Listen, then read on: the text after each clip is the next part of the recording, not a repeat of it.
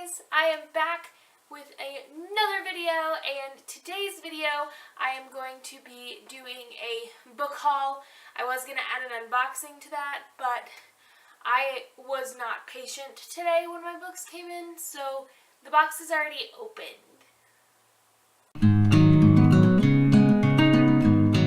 Now, this book haul is going to be massive. Well, I guess not super massive, but there's quite a few books in this haul because it is a culmination of October and November. Yeah. So I'm just going to get started. So I'm going to start with a few books that I just kind of picked up when I was either at Walmart, Target, or Books A Million. I don't remember how much these books cost, but this first section is just kind of random books that I picked up. The first three books that I picked up I got at Target, and they are Forgive Me, Leonard Peacock by Matthew Quick, Is Everyone Hanging Out With Me, and Other Concerns by Mindy Kaling, which I am excited to read this book because I love Mindy Kaling. I love her show, The Mindy Project. She just makes me laugh. And so I cannot wait to get into this one. Yay! And then the only book by Gillian Flynn that I have not read yet, and that is Sharp Objects. I almost picked this up at a Walmart, and then I should have, because the next time I went back to actually pick it up, it was gone. But I found it at Target, so yeah! The next book I purchased from Books A Million. It was on sale for like $6. I absolutely love this movie. I love the author of this book. As an actor, he is fantastic, so I had to pick this up, of course, right? I mean, it was on sale, and I really want to read it. So that's all it takes for me to buy a book. So the book that I am talking about is Struck by Lightning by Chris Colfer.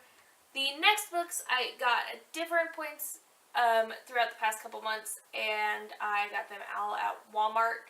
The first book I have here is Endgame by James Frey, and I've heard mixed reviews on this all over the BookTube community, and I picked it up and thought, why the heck not? The next book I'm going to show you is by an author. I haven't read like their main series, like their most popular series yet. I own the second book of it, but none of the other books. And so I picked this one up thinking, well, I like this author, and I've heard good things about this book, so I might as well just get it. And it is Afterworlds by Scott Westerfeld. I loved the Leviathan trilogy. It was fantastic. So if his writing is consistent and it hasn't gone downhill, which can happen. Sorry, that's my timer. I'm baking cookies. But if his writing hasn't gone to shit, then I know that I will enjoy this book. The next book that I'm going to show you guys is a book that is co-written by an author that I have read a lot of and an author I have read nothing of. So at least half of it has to be good, right? That book is Lil Grayson by John Green and David Levithan. I have not read anything by David Levithan. I do have The Realm of Possibility by him. Haven't read it yet. But I love John Green, so you know, I haven't read any reviews or heard anything about this particular book, so I'm pretty interested to dive in and kind of see what this one's all about. The next two are in a series that I've had the first one forever, and the third one finally came out in paperback, so I don't have to stress about having one in hardback and the rest in paperback. And so I got the second and third in the Infernal Devices trilogy. I got Clockwork Prince and Clockwork Princess. They were both at Walmart. They were both decently priced. They were both paperback. Met my criteria. I haven't read Clockwork Angel yet. I haven't even started on the one that I said I was going to read this month because I kind of have gotten caught up in the Bloodlines series. I veered from my TBR this month, so I'm sorry, guys. So sorry. And the final book that I picked up at Walmart, it even says Walmart Inc. because they haven't taken off the stupid sticker. I don't understand why we have to put stickers on books. It's just stupid. But anyways, the last book that I picked up at Walmart was The Blood of Olympus by Rick Riordan. It is the 5th and final book of the Heroes of Olympus series. I now have all but the 4th book, The House of Hades. So I just got to pick that one up before I start reading the series. Okay, had to take those out of the oven. Sorry. The next group of books that I bought, I picked up while I was in Oklahoma City for an Affair of the Heart craft show, and they had half-price books there, which was very bad for me. Because discounted books and me, I get a little crazy. But fortunately, they were all like under $4 or something like that. I got a whole bunch of classics because my classics shelf is kind of small. So without further ado, my books that I got at half price books, there's going to be further ado. So I was standing in line to pay for my books, and there's this guy standing in front of me who's paying for his books. And I did not know who this person is because I don't really know anyone in Oklahoma City. No one that I would run into. I don't know enough people, I guess. But this guy is standing in front of me, has more books than I do, so I don't feel as bad about myself. And so he turns around and he puts a little piece of paper in between my fingers because I've got my books like this. And he goes, "Here, I have an extra coupon, use it." What? Random person in Oklahoma City gives me a 15% off coupon for my books. And so I was very grateful, and it was just amazing. And you know, it didn't hurt that he was attractive. It just made it that much sweeter. I don't know, but it was fantastic, and it was so sweet of him. It was so nice to just give a random stranger a coupon for 15% off the stack of books that were about to fall out of my hands.